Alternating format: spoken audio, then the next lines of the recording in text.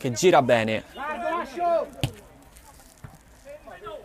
Palla ancora in avanti con il tentativo ancora da parte di Muratore, in qualche modo ci arriva Podeschi. Altra palla sempre per Tolli, sporcata la traiettoria da parte di Campanella, riparte in velocità il Peperino, almeno ci prova, l'arbitro concede anche il vantaggio, il Peperino va al tiro con Fabio Simone alto sopra la traversa.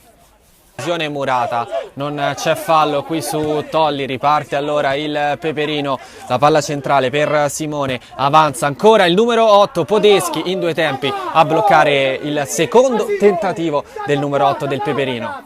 E proprio con Anastasio, Simone, Anastasio, la palla ancora verso Barani, prova la rovesciata, ci mette il fisico Tassone e devia in calcio d'angolo. Fuori dall'area di rigore.